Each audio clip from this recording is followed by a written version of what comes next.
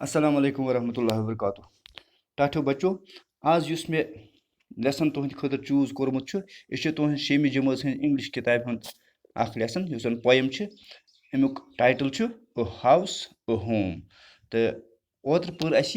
तो आज अमुक थोड़ा वन बह तुह मान तो बेच अमिक मशकी सवाल करें तो गोडनेथ छु शायर one let's begin with us करो शुरू what is the difference between a house and a home फर्क क्या छु अकिस हाउसस तो अकिस होमस मज discuss it with your partner पन्निस पार्टनरस सहित करियो सा discuss then read the poem एम पत पढ़ियो poem तो poem युस जन शुरू आत छु what is a house क्या गो it's bricks and stone यह सु आसान कन कमन सेरन हुन तो बे stone हुन brick गई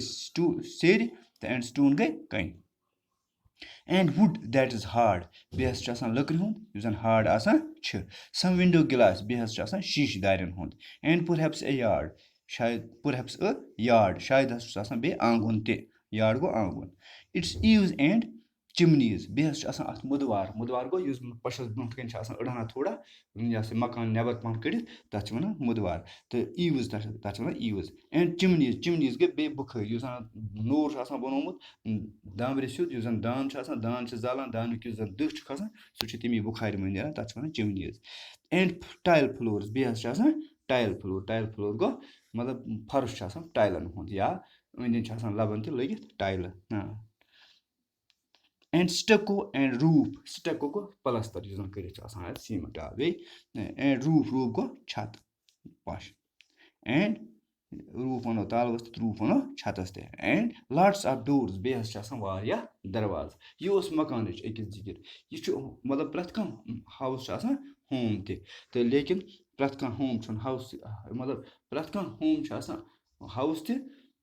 मगर प्रथ कम हाउस छन आसान होम की what is the home एम पत छु होम क्या गो होमस तो हाउस मज यह फर्क कि हाउस इन चीजन हुंद बनियामुत कह ते हाउस तो होम हसा गो यथ मज तुम जेवान छु होम गो यथ मज फादर मदर वगैरह बिड़बब नाय वगैरह सारी फैमिली आसान छ यथ अख अक सुंद केयर करान आसान छ तथ वनान home what is a home क्या गो शायर वनान it is loving and family यस च आसान प्यार मोहब्बत बेहस च आसान अथ मज family and doing for others बेहस च काम करान तुम अख अक सिंद खतर it's brothers and sisters अथ मज च आसान बय ते बे च आसान बिन and fathers and mothers बे च आसान मल ते माज ते it's unselfish acts बेहस च आसान इम च काम यम च आसान उमस च आसान unselfish गो खुदगर्जी हंस छन आसान कि उमस च आसान अख अक सिंद सोच सान करान काम and kindly sharing बेहस च आसान अख अक सहित प्यार मोहब्बत सान शेयर करान and showing your loved ones बेहस च प्यार मोहब्बत अख अक सहित हावन आसान you are always caring बेहस च आसान अख अक सुंद केयर करान अख अक सुंद केयर करान तो इत कन यस ये युस जन लेखन वोल अमुक छु युस जन पोइट छु अमिस नाव लोरिन एम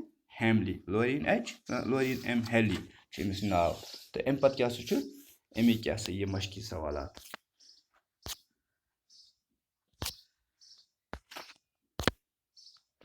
मशकी सवालात छु अमिक गोडन्युक क्वेश्चन छु do you agree with what the poet says tu chu at agree karan ki poet kya chu wana talk to your partner kir sa partner sait panne sait kath and complete these sentences em pat kariyo yum sentence complete to godnik sentence use chu a house is made of at lekho butis bricks stone and wood yes cha asan banamut man chizan hond pat cha asan emuk doyim part kya chu pata it has athas cha asan at lekho but window glasses a yard eaves chimneys tile floors roof and doors the empath kya chu three part a home is made by at lekho but loving and caring family members empath kya chu bya third part it has at lekho but brothers and sisters fathers and mothers sharing their joys and sorrows with each others em pat kya su doyim sawal amuk now complete these sentences about your house and home yim sentence kirsa pannis yasa ye matlab complete my house is lekho my house is made of bricks stone wood cement and tin and window glasses em pat doyim part best thing about my home is देखो is that all the members of my home live with cooperation and unselfishness. It can kya sa go ye son lesson complete. To be khudais hawal. Assalamu alaikum.